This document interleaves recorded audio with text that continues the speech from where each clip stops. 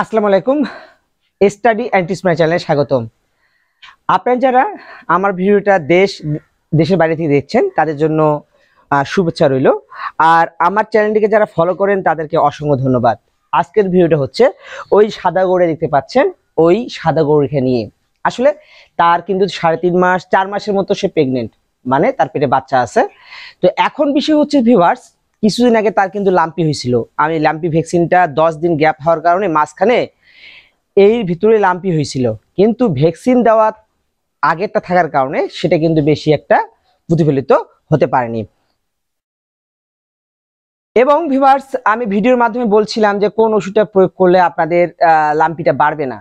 যেহেতু এমন এক জায়গায় লাম্পি হয়েছিল, সেটা যদি আমি ফাটাই বা ময়লা বের করি তাহলে কিন্তু ওই জায়গাটা গর্ত হয়ে খাবার পর্যন্ত দেখা যেত, মানে পেটের মধ্যে। আমি সেই জায়গাটা দেখাবো আপনাদের, একটু ধৈর্য সহকারে দেখবেন। তবে ভিডিওটি দেখার আগে যদি ভিডিওটি ভালো লেগে থাকে বা কোনো কিছু টিপস পেয়ে থাকেন, অবশ্যই চ্যানেলকে সাবস্ক্রাইব করে সাথে থাকবেন এবং আমার গরুগুলোর জন্য দোয়া করবেন। আমি গরুগুলোর জন্য দোয়া চাই সবার কাছ থেকে।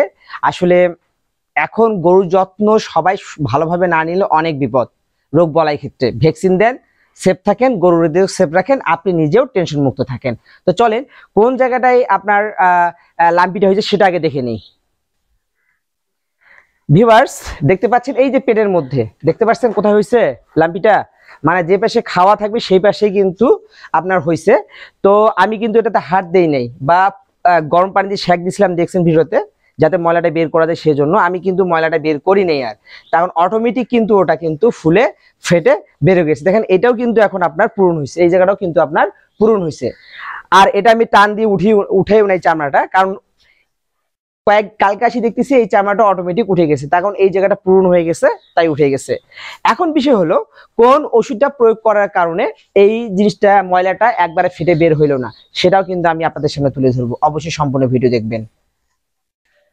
আমি কিন্তু আজকে ভিডিওটির সঙ্গে আগেই বলছি এই গরুটা লাম্পি হয়েছিল, কিভাবে ওই জায়গাটা ঠিক হইলো। তো সেটা বলছি, ভ্যাকসিন দিলে কিন্তু গরু লাম্পি টাম্পি হবে না।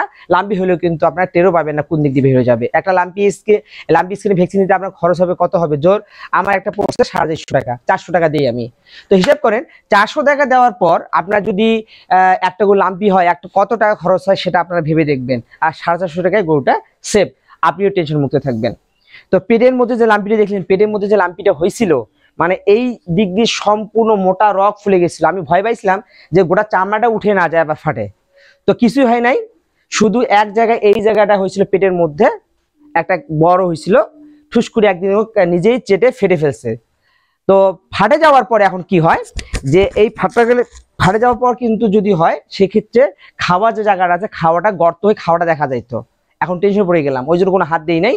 তারপর আমার ডাক্তারের সাথে আমি কনসাল্ট করলাম, শুধু 250 টাকায় একটা ওষুধ নিছে, তা হচ্ছে এই দেখেন আপনার হচ্ছে নেফ্রোডিন। এটা একটা ইন্ডিয়ান ওষুধ। কি ওষুধ? একটা ইন্ডিয়ান ওষুধের কথা বলছি, নেফ্রোডিন। এটার কাজ কি জানেন? আমি কিন্তু ওই ময়লাটা ঘা থেকে বের না করার কারণে ফুলেছিল, এখন এই ময়লাটা আমি কিন্তু প্রসাব দিয়ে বের করে ফেলবো। কি দিয়ে বের ফেলবো? প্রসাব দিয়ে যাতে বের হয়ে যায়, সেটা যদি না ফাটে সেই ব্যবস্থা করছি। গাভীন অবস্থায় কনসেপ্ট সেফ, মানে গাভীন অবস্থায় খাওয়া যাবে, তাই আমি এটা খাওয়াইলাম। এটার নাম হচ্ছে নেফ্রোডিন। এটি প্রতিদিন আমি আপনার এই যে দেখেন এটা দিয়ে, এটা আমি 3 দিন খাওয়াইছি। এটা মাত্র হচ্ছে আপনার 100 ml আছে, 100 ml 3 দিন খাওয়াইছি। এই যে দেখেন এটা দিয়ে আছে, এক ঢাকনা করে বোতলে করে নিয়ে তারপর খাওয়াইছি। যখন প্রসাবটা করে, প্রসাবটা একটু দুর্গন্ধ হবে, তখন ময়লাটা সেখান দিয়ে বের হয়ে যায়, যাতে ঘাড় যে পয়জন গুলা থাকে প্রসাবের মাধ্যমে সেটা বের হয়ে যায়। এই হচ্ছে আমার লাম্পি স্কিন, মাত্র 250 টাকা দাম এটার নিচে। 250 টাকায় গরুটা লাম্পি শেষ। এর কারণে একটা ভ্যাকসিন দিছি, তারপর আবার বাড়তে পারে নাই। তো ভিউয়ার্স, বুঝতে পারছেন। যদি ভালো লাগে থাকে স্টাডি অ্যান্ড টিচ মাই চ্যানেলটি অবশ্যই সাবস্ক্রাইব করবেন, আরো কিছু জানার থাকলে নক করবেন। আশা করব যারা আমার ভিডিওগুলো দেখেন খারাপ কমেন্ট করবেন না। অনেকজন আছেন, কয়েকজন হাতে গোনা, যে অনেক খারাপ কমেন্ট করেন। আমি যা জানি ভাই তাই তো আপনাদের সামনে তুলে ধরি, আমি অযথা তো ভিডিও করি না আপনাদের সামনে। সেই বিষয়টা মাথায় রাখবেন। ভালো লাগলে সাবস্ক্রাইব করবেন।